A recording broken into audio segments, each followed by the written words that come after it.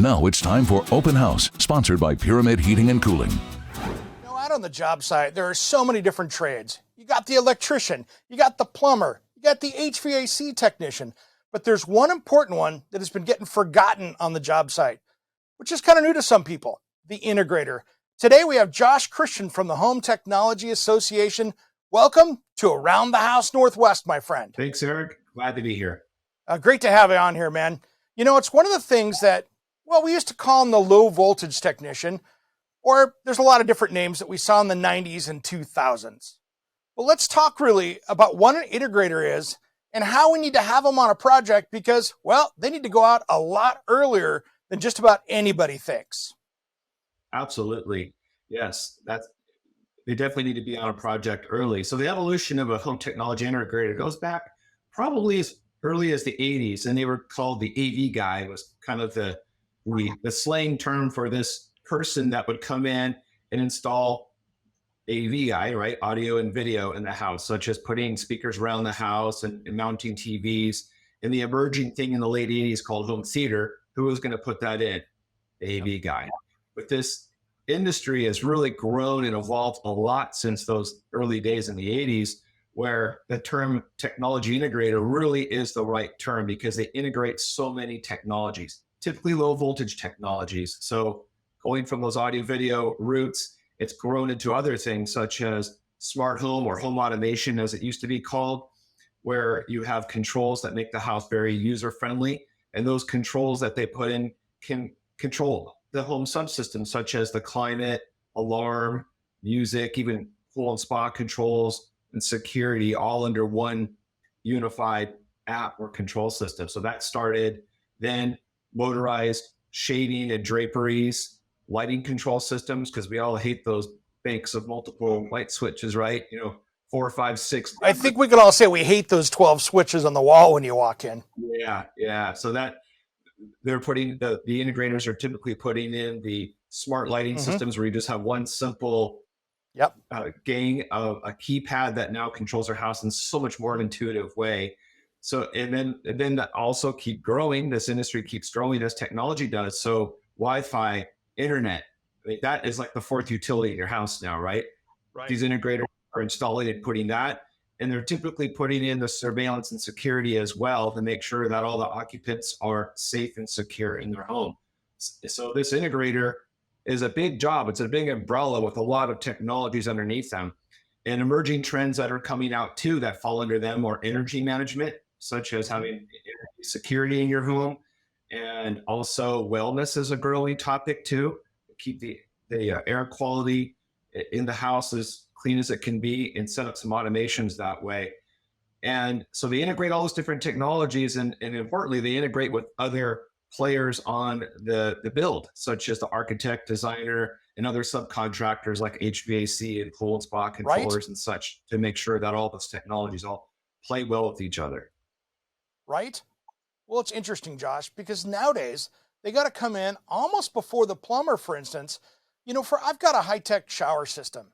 It needs Cat5 cable in there, or, it can always run off Wi-Fi. But you want to run one. Always run cable when you can and give yourself that option.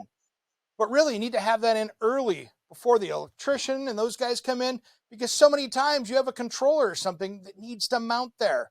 Do you want to have an outlet next to it, or do you want to have a long cord going across the wall, up and down, and over to plug that in, maybe 4 or 5 feet away? Absolutely. So this is something that our association, the Home Technology Association, has really been pushing hard for years now since our inception, is we want to get the trade or the design and build professionals like the architects, interior designers, and builders understanding exactly what you said, that a technology integrator is a vital early team member that you bring into your project before, while it's dirt or at the very earliest stage of design because of what you just said. The technology is kind of the infrastructure of the home now. Like you said, cabling, everybody thinks these days, not everybody, but a lot of people mistakenly believe today that you don't need to run wiring or cabling because everything's on Wi-Fi now. But you said something really true. You definitely want to run things hardwired for reliability, for speed, for security, it's so much better to have things on a wired network than Wi-Fi. Wi-Fi is for convenience, but for performance and reliability, you definitely want to run wires. But that's just talking about those type of components. What about the shading systems? Ideally, you don't want those to run on batteries, or you want to have those hardwired in from the get-go. So there's infrastructure requirements that an integrator could help design in at the earliest stage of the process, figure out not only what wires need to go where, but also figuring out space planning. Where's the technology going to go? Is it going to go to a mechanical room, a closet? How big does that closet have to be? What's the heat loads that components of the electronic components are going to put out? What are the electrical requirements? All of these things, like you said, are things that the integrator could bring to the project extremely early. So we're trying to educate the design and build trades, look at them as a vital early consultant, like you would a MEP or a structural engineer or a civil engineer or a lighting designer, but part of that early design team that gives you vital information to do your job as a designer and a builder even better, more efficiently. Yeah, and this is really where it can save the homeowner. So much of our audience is out there watching this going, okay, I'm building a home, it's what I do. But if you're doing a remodel, even a major remodel, this is something that someone needs to come in and talk about this. And it's not only the plan of setting it up and getting through the construction process, woohoo, contractor's gone, everybody's left, but something, technology is changing. And as you know, we've talked about this a lot. All of a sudden, that Google brand of whatever doesn't work with the thing that you had in before, and that intercompatibility keeps changing between the brands. And so that integrator is not only there for the construction side, but they're there at year 5, 7 down the road, because maybe something that worked a year ago played really well together, but now it doesn't. And you got to make some changes to make that even work again. Yeah, that's a really key point you say. The integrator is a different type of trade that you have on a project. And you said that very accurately. Like the electrician and the plumber, they come and they do their work, they leave. You typically don't ever see them again unless you're doing a major remodel. They come in, they're gone. You don't have to talk to them again. The integrator is a long-term relationship. So you want to choose very wisely someone that's service-based, because of exactly things like that you mentioned. Technology is evolving so much, right? And it gets better with time. Think about, 10 years ago is not that long ago, but think of the phone you had 10 years ago. Think of the phone you had 5 years ago. And now your smartphone does so much more. Well, consumers now are fairly used to technology upgrades coming in time, but you're right. There's incompatibilities between certain things, and certain brands go out of business. And what about replacing it with something that is going to talk to the other components?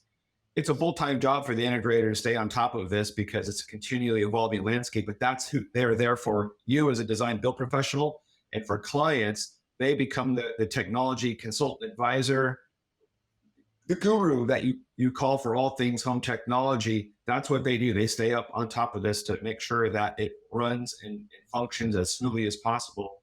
And when there is a hiccup, they're there to take care of it, because there will be hiccups, right? I mean, how often do we have to reboot our phone?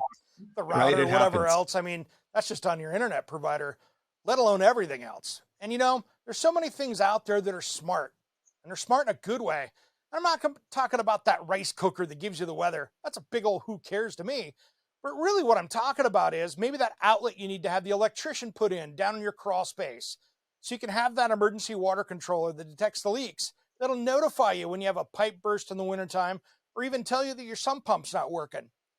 I have a water heater that's telling me that I need to change the air filter, and it's because it's a heat pump water heater. These are all things that are off-the-shelf issues that we see right now. It's not the pie in the sky. I need to have all these things work together, because, the last thing I want to have, and I love smart home technology. I've been speaking around for a long time. I just don't want to have 10 apps on my phone running my house. I kind of want to have one stop, maybe 2 if I have to, but that one-stop shop so I'm not hunting and pecking going, where's that light controller at? Yeah, absolutely.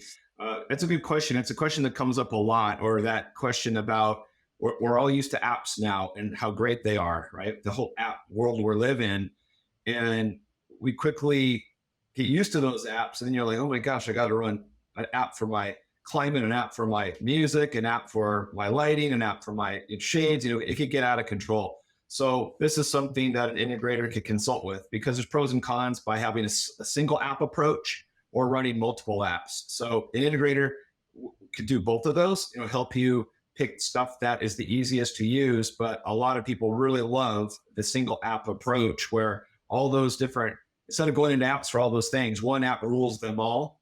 And the neat thing about the one app that rules them all, you could build some convenience features into there, like we call them presets or scenes. And you could have a scene that says good night, and good night shuts off all the electronics that might be left on. If any TVs are left on, turns those off, sets the thermostats back, arms the security system. And that's exactly what I have on my system. Just exactly that. And it's called Good Night. Yeah, isn't that cool? And the lights could fade out really slowly, and you could reverse that in the morning. The good morning button, it does all these things for you. So that comes into the whole user friendliness of the house, because it's a lot easier to press one button than a whole bunch of them. And so that convenience factor is definitely there. Again, something that an integrator can really help you with by consulting with the client, because every client's different and budgets change or are different between the clients and what technologies they want.